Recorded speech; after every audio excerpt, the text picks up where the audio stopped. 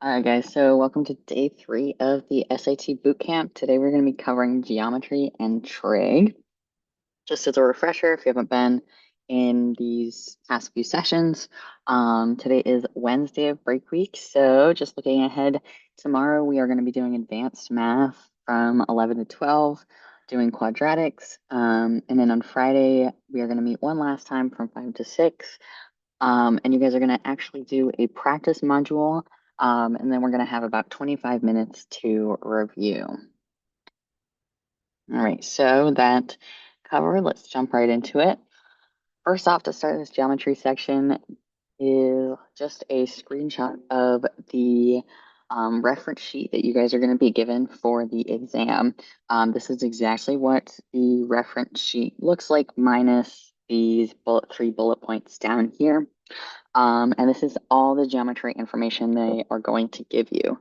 So what you see here is what you don't really need to remember the formula for it wise. But anything that's not on this, you will need to remember. And there will be a couple of things that we talk about today that are not going to be on this that are pretty important.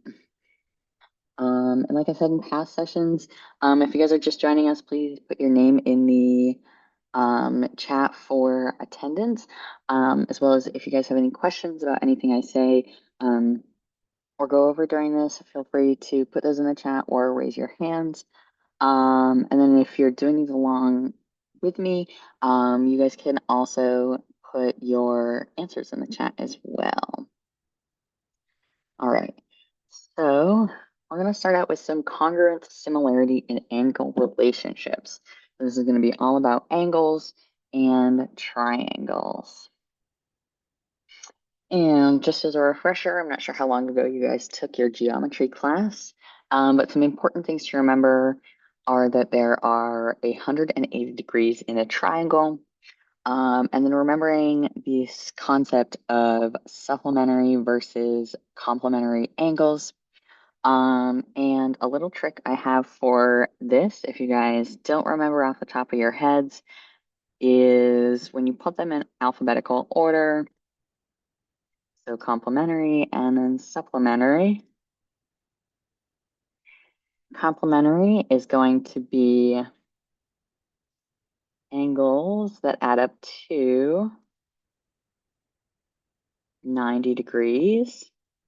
And then supplementary is going to be angles that add up to 180 degrees. So complementary and supplementary, just in alphabetical order, and then it's smallest to largest angles, angle measure wise. And then another important topic to remember, again, that is not going to be on this cheat sheet, is the concept of similar triangles and those relationships, and then just remembering what an isosceles triangle is. So for a refresher, an isosceles triangle is a triangle where two of the sides have the same measure. Going off of this, another triangle concept that isn't on here, but that will be helpful to remember, is that when you have two sides that are the same measure, the angle opposite those sides, these two angles here in this example, are also going to have the same measures. And then similar triangles are just going to be triangles that share a relationship between their side measures. So corresponding sides will be related. Usually it'll be sides of triangle 1 are multiplying to get the sides of triangle 2, or they're going to be divided to get the sides of triangle 2. And then looking back at these three bullet points here, some other things to remember is that the number of degrees of arc in a circle is going to be 360 degrees. The number of radians is going to be in a circle is going to be 2 pi. We'll go over what radians are and how you find those a little bit later. And then the sum of the measures the sum of the angles in a triangle is going to be 180 degrees. Again, these are all things that aren't going to be on that cheat sheet, but that will be important for you guys to remember. So just keep those in your head as we're going through the slides today and as we're solving these problems. This is going to be our first practice problem. So in the figure above, lines L and M are parallel, and y equals 30 and z equals 45. What is the value of x? So this is the quantity that they're asking us to find. And then this is a multiple choice question. So just keeping these answers in mind to help kind of guide you as you're solving for x. But let's fill in first what they give us from the question. So they tell us that y is 30. So this angle up here is going to be 30 degrees. And then this angle z down here, they tell us is going to be 45 degrees. So looking at this, these two parallel lines form two triangles. And because of these parallel lines, we know that the relationship between these two triangles is actually going to be the relationship between two similar triangles. So looking at this big one, we have two of the angle measures already, and then we can use those to go ahead and find the third angle measure. So this angle right down here. So it would be 180 minus 30 for y minus 45 for z. So this is going to be 150 minus 45 is going to be 105. So this angle right down here is going to be 105 degrees. And then an important rule about similar triangles that I didn't talk about in the last slide is that while the side measurements change, the angle measurements do not. So using this information, we know that these two triangles are similar because these two lines intersect these sides at the same angles. Then we can just use our knowledge about that to help us find the answer to the question. So if they're similar, which means that the angles have to be the same between the two triangles, this angle right here is going to be 45 degrees. And then we know that this angle here is going to be 105 degrees because they still have to add up to 180. So looking at our answer choices, 105 is an answer. So the answer to this question is going to be B. I'm gonna go ahead and see what people put in the chat. All right. So everybody in the chat agrees that it is B. Congratulations, guys. You are correct. And I'm not seeing any questions, so I'm going to go ahead and clear this and move on. Next, we're going to talk about some right triangle trig. This is really going to be the extent of the trig relationships that you're asked about. It's going to be these right triangles for the most part. Again, I don't write the question, so I can't say for certain, but these are going to be the kind of most important and the base of your trig understanding for the exam. So this screenshot right here in this blue box is going to be the what they give you on the cheat sheet as far as triangle rules go.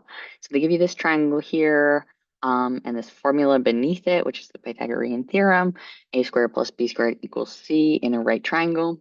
And then they also give you these two special right triangles. And these are going to be important to remember not only for triangle questions and trig questions, but also for unit circle questions. They're going to help you guys out a lot. So just remembering that a 30, 60, 90 triangle is going to be one of these special cases. And then a 45, 45, 90 is going to be the second special case that will help you solve for these side relationships and give you guys kind of a shortcut. As far as trig goes, this orange box is going to be what you guys need to know for trig. This is not going to be on the cheat sheet, so you guys are just going to have to remember this. But looking at this first one, so you guys are probably all familiar with this SOHCAHTOA. Just as a refresher, this is a great mnemonic to remember. Remembering that sine is the opposite over the hypotenuse. That's where the SOH comes from. And this is a little diagram showing that relationship.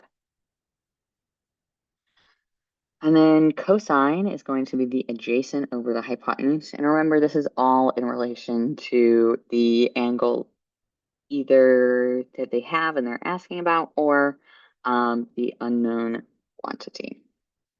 But it's not, it will be one of these angles. It's not going to be this 90-degree angle, because 90-degree angles have special unique trig values. So cosine adjacent over hypotenuse, and then tangent is going to be opposite over adjacent. That's where this TOA comes from at the end of SOHCAHTOA. And again, it's the side opposite the angle and the side adjacent to the angle. And this is going to be the side adjacent and the hypotenuse versus the side opposite and the hypotenuse. I'm not seeing any questions in the chat, so I'm going to go ahead and move on to some practice problems. All right, so this problem says that triangle ABC is shown, and they're asking for the tangent of angle ABC.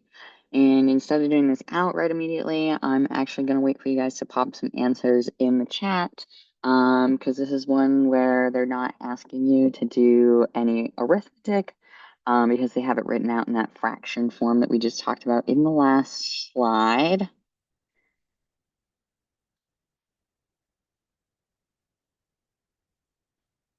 So this is a question where, remember, the mnemonic we just talked about, SOHCAHTOA, they're asking about tangent. All right, I'm seeing A in the chat. A, and A. All right, so we have some agreement that it is A. And that would be true. Remember, when they write an angle as angle of ABC, the vertice of that angle is going to be whatever the center letter is. So this is angle B that we're finding. And then TOA is opposite over adjacent, or tangent is opposite over adjacent. So it'd be 5/6, which is A. So everybody who put that in the chat, you guys are correct. Good job.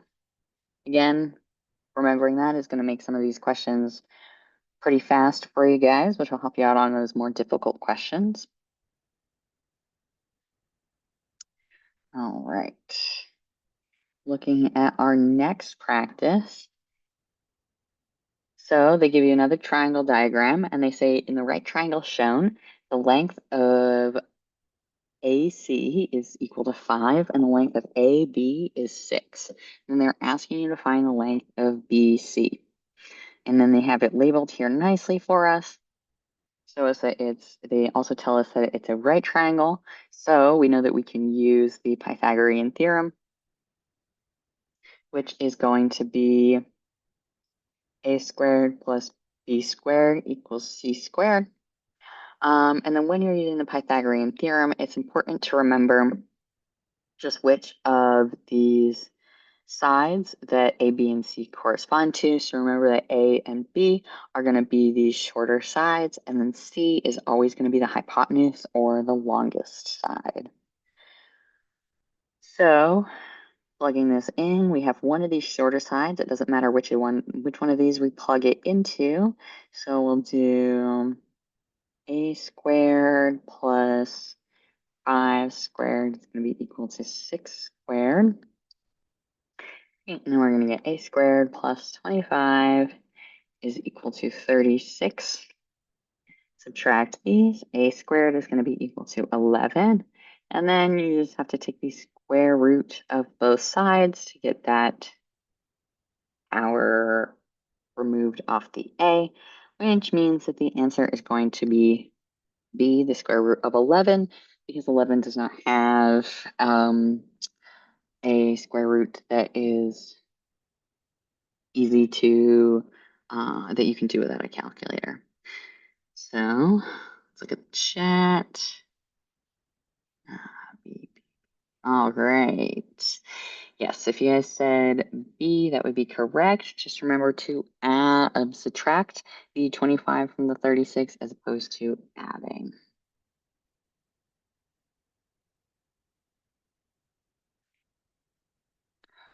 All right. We are getting through this pretty fast. So the next topic area we're going to talk about is circle theorems. And so again, looking at this information about a circle, this orange box over here is going to be the diagram and the formulas that they give you on that cheat sheet. And this is all they're going to give you. That does not mean that it's all that they are going to ask you about. They are going to ask you about some other things.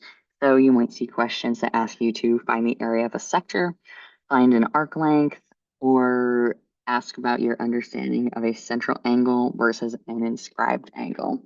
So this is a really handy diagram to show you just what these different vocabulary words actually mean and look like in a diagram when they show it to you. So this red, everything in red is going to be an inscribed angle. So an inscribed angle is just any angle where the vertice point of the angle is on the outer edge of the circle, as opposed to the central angle here in green, which is going to be anything that starts at the center point of the circle. These are both going to create arcs in the circle or intercepted arcs here in blue. And again, you're just going to have to remember this. This isn't going to be something that's on the cheat sheet. And then another important thing to remember looking at all of this, that's really going to help you guys when you go to solve these questions is these proportions right here. So whatever the central angle measure is over 360 is going to be equal to the arc length. So the length of this intercepted arc over the circumference of the circle, which will also be equal to the sector area. So that would be anything between point C, the center point B. It's going to be bounded by this arc and then these two radii. And everything in that is going to be the sector area versus the whole area of the circle, which should be the whole area. So does anybody have any questions about any of this? We're going to do some practice problems for us to see, get a feel for what that looks like on the exam. But I'm not seeing anything right now. So I'm going to go ahead and move on to those practice problems. If you do have questions, obviously put them in the chat. But let's take a look at this. So in the figure O, in this figure, O is the center of the circle and segment AC is a diameter of the circle. And then they ask, what is the value of X? So, all right. So let's take a look at solving this. If you guys are doing this on your own, feel free to put the answer in the chat. But let's look at the information they give us and what that means in this diagram here. So they tell us at this point, O right here is going to be the center point. And then they also say that AC is a diameter of the circle. Now, if you guys remember from geometry, this center point is actually going to bisect this diameter, which means it cuts it in half equally. So the length of AO is actually going to be equal to the length of OC. And then... I'm sorry to cut you off. Can you go back real quick? Yes. To the slide here? Yes.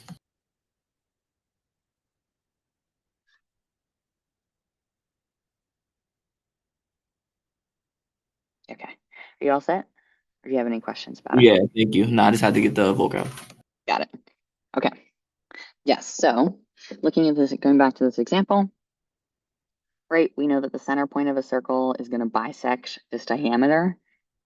And we know that this is a diameter because they tell us in the question, I usually caution students against just assuming that this is the diameter just by looking at it, because if the line was here or here, it wouldn't be a diameter, but it would look pretty close.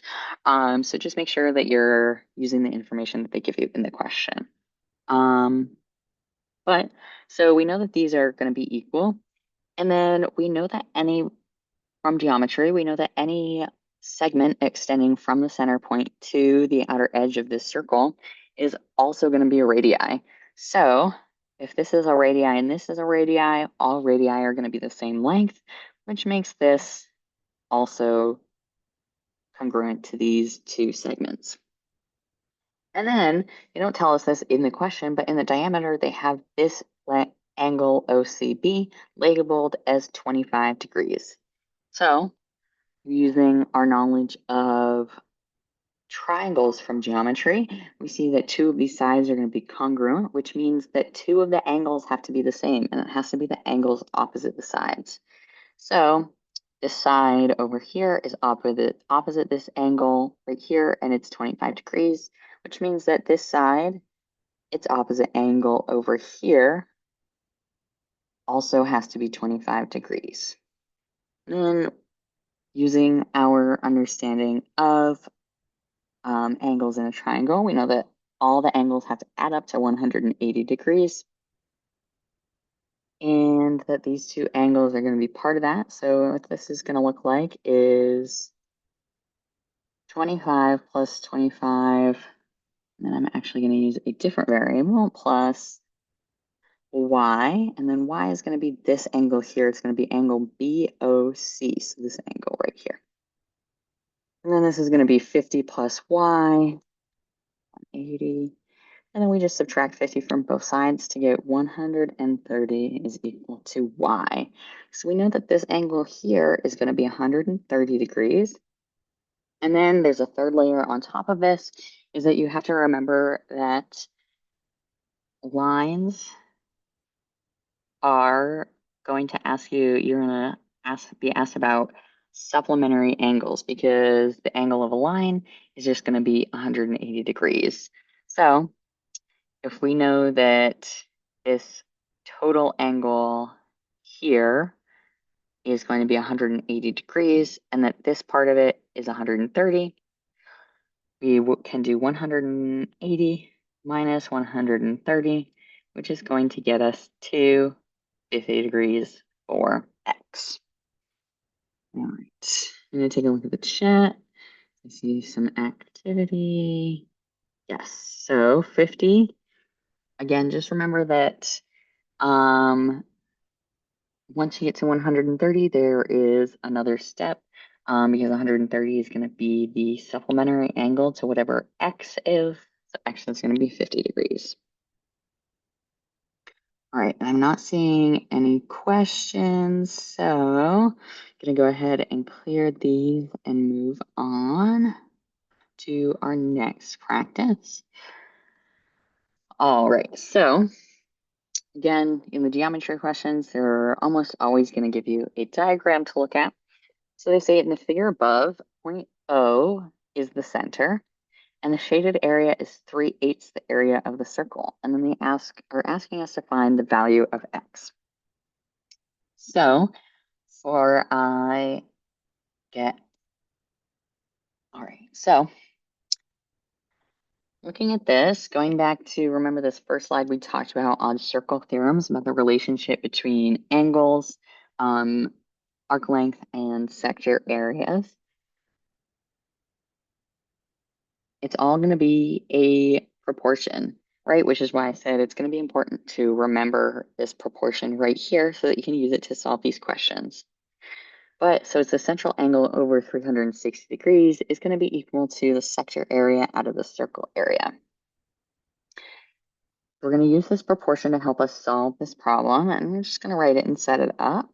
So we know that 360, and then they don't say in the question, but from the diagram, we know that they're asking us to find x as the angle measure because it has that little angle symbol on it. So we're going to put x in the numerator in this proportion.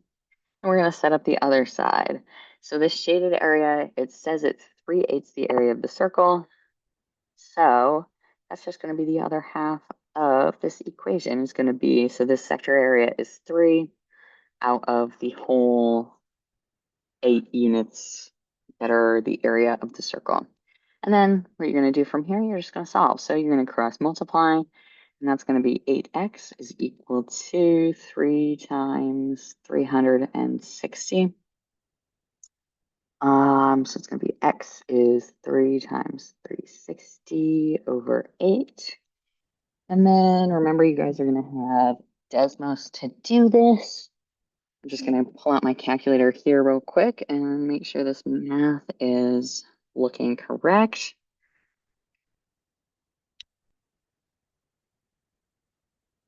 Yes, so that would give us an x value of 135, right? So I'm going to see what people put in the chat. Yes. All right, so yeah, so all right, Karen, I'm just going to answer a question put in the chat real quick, and then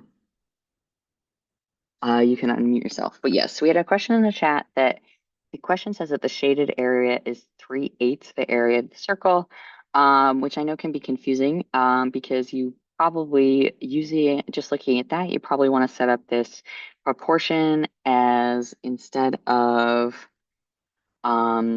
this 3/8 doing 3/8 over 8, which obviously wouldn't be correct.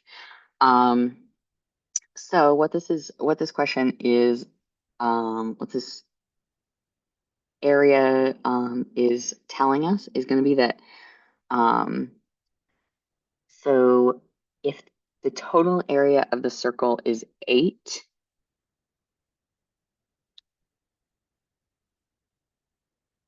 then the area of the sector is going to be 3. And they don't give us units for that, which can get a little confusing, I know.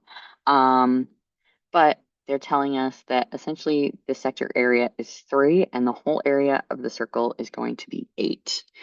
Does that answer the question put in the chat?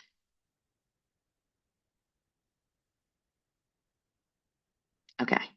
Um, Karen, you said you had a question? Yeah, that was actually my question. So yeah, you just answered it. Oh, perfect. Okay. All right.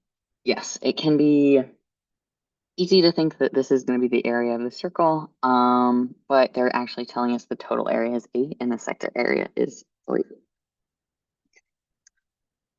All right, I'm going to clear those drawings. I'm going to go ahead and move on. All right, so the next thing we're going to talk about is unit circle trig. I know the unit circle is everybody's favorite. Just a refresher, if you haven't seen it, I'm not sure if you guys cover it in geometry or pre-calculus, but this is the unit circle diagram. It's going to be pretty standard. And just as a refresher for people who might not be familiar or if it's been a while for you guys, an important thing to remember about the unit circle is that the radius at every point is going to be 1.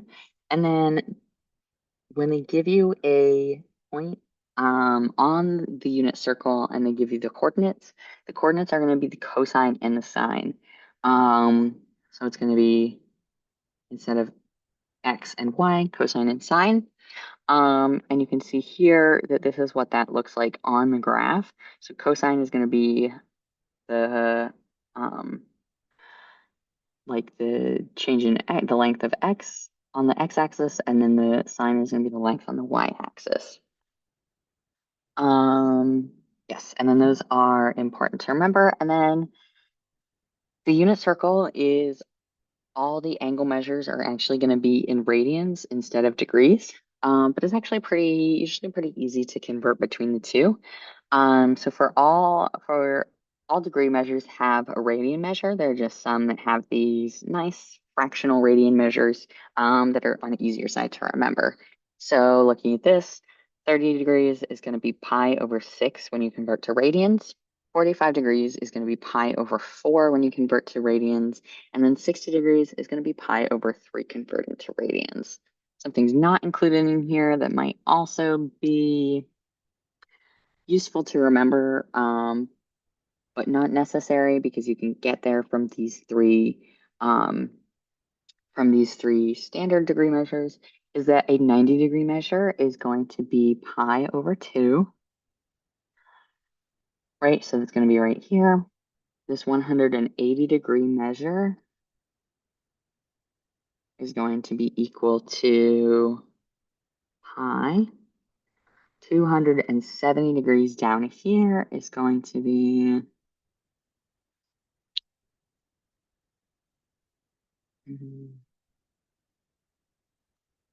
3/2 pi, and then 360 degrees is going to be 2 pi. And again, these aren't necessary to remember. They just might also help you guys out a little bit, because all of these are also either divisible by 40, 30, 45, or 60. So you can always just commit these three to memory and use them to figure out the rest. Yes, and then converting between radians and degrees, what that conversion is going to look like. It's going to be the radian measure over pi is equal to the degree measure over 180. So if we were going to do that out for one of these values, for let's take 30, it's going to be 30 degrees over 180 is equal to pi over 6 over pi. And then you're going to cross multiply just to solve that and make sure this is true. Yes, that's going to be 30 pi is equal to 180 pi over 6. Right, and then so just check this, 30 pi is going to be equal to 180 pi divided by 6. 180 pi divided by 6 is going to be 30 pi. All right. And but usually when you use this proportion, you guys are just going to be, you're going to have either the radian measure is going to be the unknown or the degree measure is going to be the unknown. Just doing this out real quick to show you guys that how this relationship works. And it is important to put the radian measure in fractions in this numerator, because that's going to be how the pi values cancel out to get you a nice even degree measure.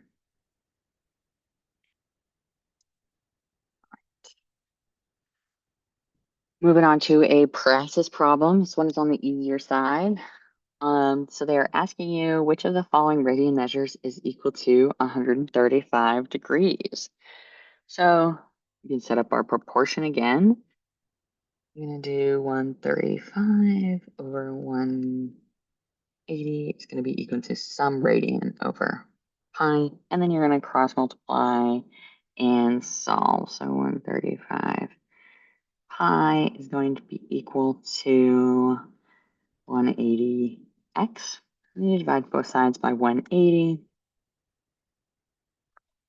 And then you guys are just going to go ahead and reduce. And so it's not going to be, and then looking at this, it's a multiple choice question. So we can also do some process of elimination. It's not going to be pi radians because like I just mentioned in the last slide, pi radians is going to be just a flat 180 degrees. So it's not pi. And then we also know pi over 4 is going to be 45 degrees, not 135. So we know it's not A. Pi over 2 is going to be 90 degrees, so we also know it's not B. This is going to make the answer C. Looking at the chat. All right. Yes, guys. Thanks to people who put answers in the chat. You guys are all correct. Congratulations. All right. I have a question. Yeah. How did you convert that to a fraction? Because I got a decimal when I did the calculations. Okay, so it's going to be the fraction before you do the calculations is going to be 135 pi over 180. So you got a fraction because you multiplied this pi by 135 and then divided by 180. So you would I believe you'd get the same answer if you did 3 times pi divided by 4. Instead of using your calculator to reduce, unfortunately, you guys are just going to have to reduce by hand and divide out the common factors in these. So once you do divide these out, the common factor is going to be 45, actually. So it's going to be 3 pi over 4. Does that answer your question? Of Yes, thank you. course. Yeah, but if you guys do look at this and say, this isn't something I want to reduce, and you do want to do it on the calculator, like I said, just make sure that you look at these answer choices and you also plug these radian values into your calculator, because that's how you're going to know which one is the correct answer.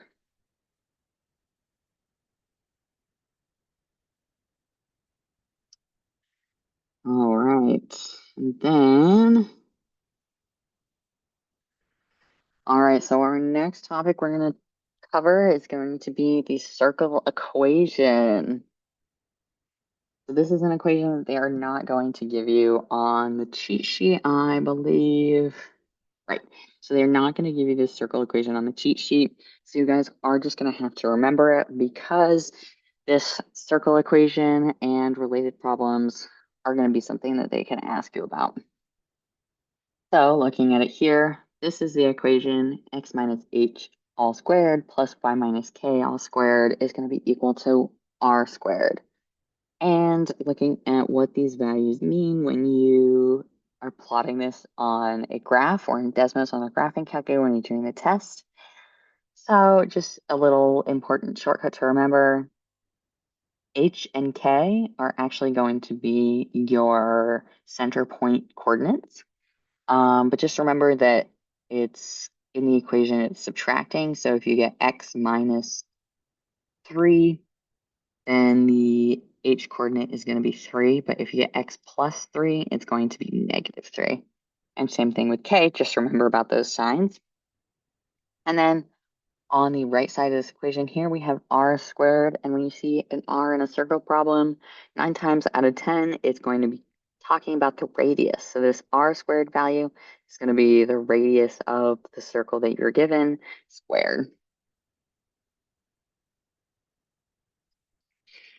All right. We'll go ahead and do some practice problems. So this one says a circle in the xy plane has a center at -3, -4, and a radius of 5. And then they ask which of the following is an equation of the circle. So this one is going to be on the faster side for you guys, as long as you remember that circle equation and you remember to be careful about those signs because, well, first off, before we even get to the signs, we can do process of elimination if we remember that the left or the right side of the equation, apologies, is r squared. And then they give us the value of the radius in the question. So if it's 5 squared, we know that whatever is to the right of this equal sign has to be 25. Looking at our answer choices, A and B are just 5, so we know it can't be A, and we know it can't be B because of that. And then looking at C and D, this is where it's gonna be really important to remember the equation and remember that you're making sure to check those signs.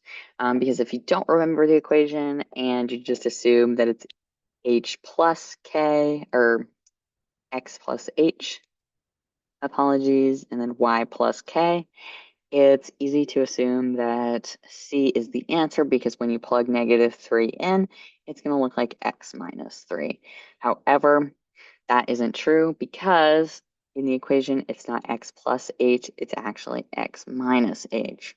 And a negative make a positive. So the answer is going to be D.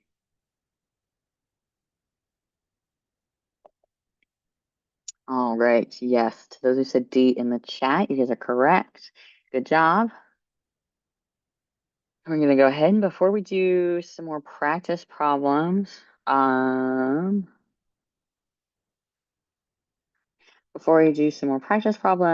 are going to cover completing the square. So this is not going to be, you're not going to get a ton of questions on this, but it will be important to just be familiar with this for these circle questions, because as we'll see in the next problem, this is going to be really important for solving those types of questions. And in the example, it's not the case, but a lot of the times when you use this, the format of the equation is going to be x squared plus plus plus bx, and then it's usually going to be equal to some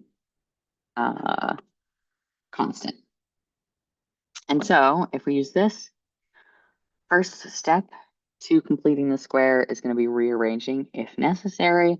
So that just means if there's a constant on the left side of the equation like there is right here, you move it to the right. And then you simplify to get this right here. And then step 2, when you have this, is going to be taking this b and doing b divided by 2 all squared and adding that to both sides of the equation. So we see that done out here. It's negative 3 squared, which is 9, which just gives us this plus 9 again. But like I said, you probably won't have to do this first. You probably won't have to do this first step on the exam. But looking at this, so we took that b divided by 2 squared and added it to both sides. And then you can just go ahead and factor and solve. This is a one that does it out really nicely, but you can use pretty much any factoring technique that you want if it doesn't work out quite nicely to a square. So just a little review of completing the square for you guys. And we are actually going to go ahead and do a practice problem using this method just to get you guys familiar with it. So they give us an equation, x squared plus 6x plus y squared minus 4y is equal to 3. And they tell us that this equation above defines a circle in the xy plane.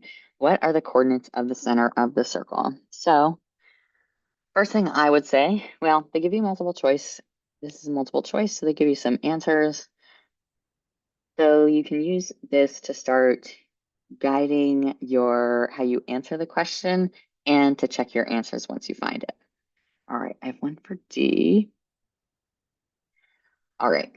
So, but if you see this question on the test and you're like, crap, I don't remember the circle equation. I don't remember what it looks like. If you do and you see this and you're like, this doesn't look like the circle equation, remember you guys do have Desmos. And when you're given an equation, it can be helpful just to plug it in and see what it looks like. So I went ahead and did that. So this is what the equation is going to look like when you plug it into Desmos. And this is good. This one works out really nicely so that the radius is going to be like a nice value for us to work with, or the diameter and the radius. But this way you can just kind of eyeball where that center point probably should be. So looking at this, I know that the center point is probably going to be around like between -2 and -4, and then say between 1.5 and 2.5. So looking at this, we know this. We can go back to this and we can write that down and how that kind of in our brains, just to double check our work. But if we want to do this out using arithmetic, we're going to have to use completing the square. So we're going to write these out as 2 separate equations first, and then y squared minus y. And you're just going to want to make sure to keep this same variables in the same equations. And then using each of these, we can go ahead and complete the square. So we don't have to reduce the constants on the left side.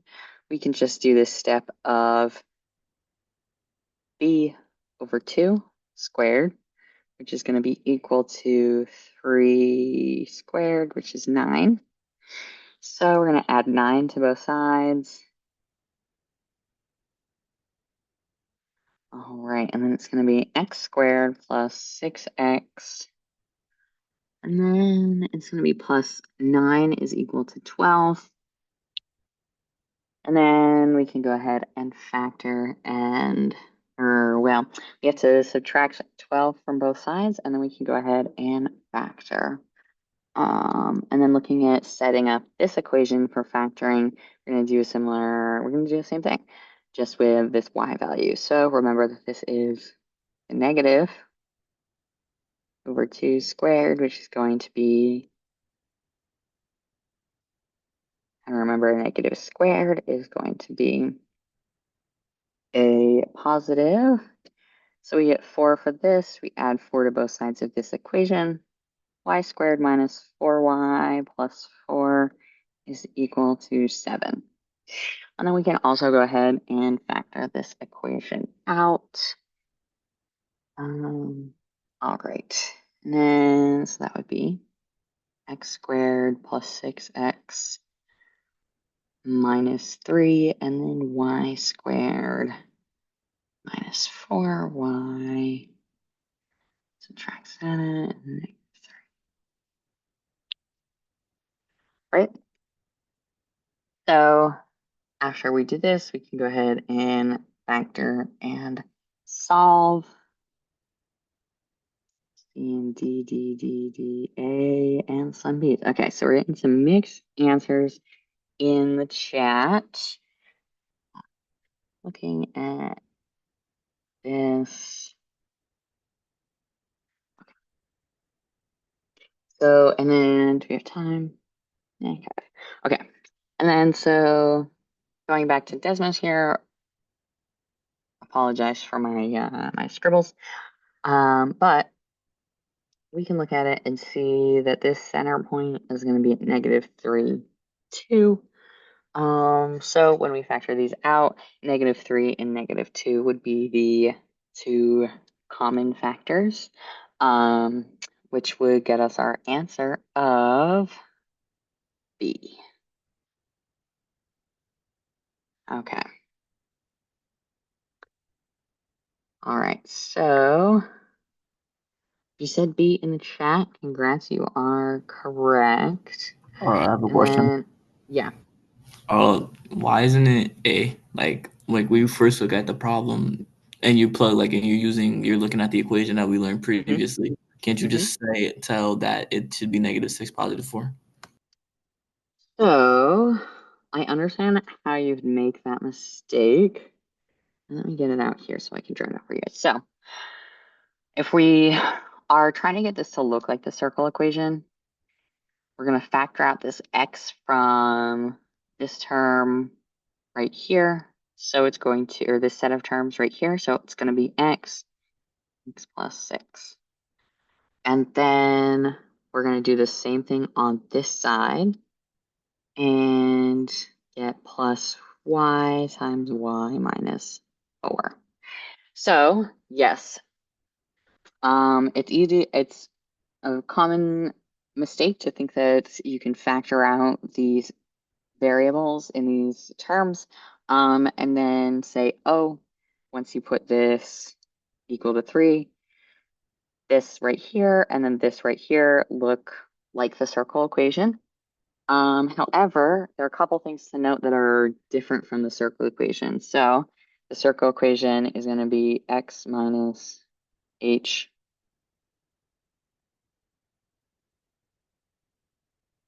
So the reason we can't just assume these are the center points, because this kind of looks like the circle equation, is that when you write out the circle equation, we're missing some key parts. So we're missing that this term is squared, that these terms are squared. And then in this equation, we have these extra x and y variables outside. So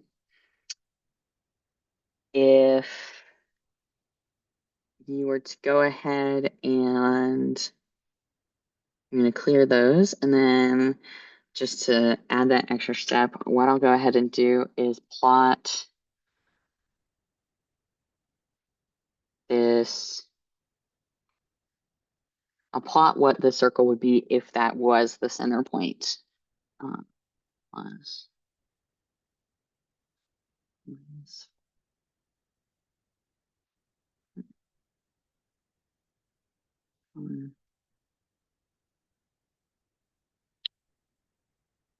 Right. So looking at this, it is easy to assume that once you factor out this extra x and this extra y, that would be the circle equation. But when you go ahead and graph it, we see that that's not the case. We see that it's quite smaller and that the center point is at -4 or is at -6, 4. But it looks pretty different from the equation that they give us. Does that answer your question? Yes, thank you. Of course. All right. Yes. Remember, guys, you can use Desmos for all these questions, and use it to your advantage if you're unsure. It never hurts to see if you can plug it in. Of course, there are going to be some questions where you can't use Desmos, but especially for these geometry ones, you should be able to. All right. Up until this point, do we have any questions for me? Okay. I'm not seeing any, so we're going to try one more practice problem in the couple of minutes we have left. So if square x has a side length of 12 centimeters and the perimeter of a different square, square y, is 2 times the perimeter of square x, what is the length in centimeters of one side of square y? So this one should be pretty easy for you guys, but I'll go ahead and do it out algebraically. Perimeter for a square is going to be 4 times the length of the side. And then so we know that the side length for square x is 12. So the perimeter is going to be 4 times 12, which will be 48 for this square x. And then they say the perimeter of square y is 2 times this perimeter. So 48 times 2 is going to be equal to 96. And then you can just do 96 divided by 4, which is going to get you 24D. All right. All right.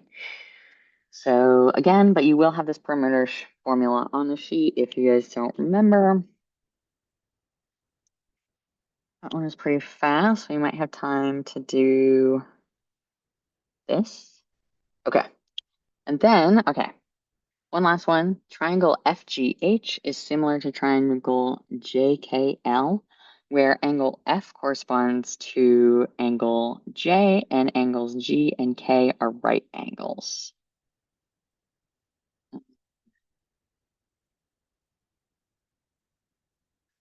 Okay, and then let's say this is J, and then this is K. And then they say that the sine of angle F is going to be 308 over 317, and they ask you for the value of sine J. So remember what I said about similar triangles in the beginning? The relationship between the sides, it's either going to be scaled up, so it's going to be multiplied, or it's going to be scaled down, which is division, which will be divided. So using that, this answer is actually pretty quick to find. The answer to this problem is going to be B. And so this is because if we know that one of these side lengths is 308 and we know that one is 317, we know that in triangle JKL that these values are either going to be divided or multiplied by the same constant. And so using that, because these are in fractions, we know that whatever the sine of f is also going to be a fraction. But we know that based on this relationship, whatever this fraction is going to reduce to this 308 over 317 degrees. Yes, okay. Awesome. All right, guys. I'm going to stop sharing my screen. Our time is up. Before I go, do you guys have any last questions for me? Just as a reminder, tomorrow we are going to do, tomorrow's going to be advanced math. And we're going to be covering primarily quadratics. But if you guys don't have any questions, feel free to go. Have a great rest of your day, and I will see you guys tomorrow at 11 a.m.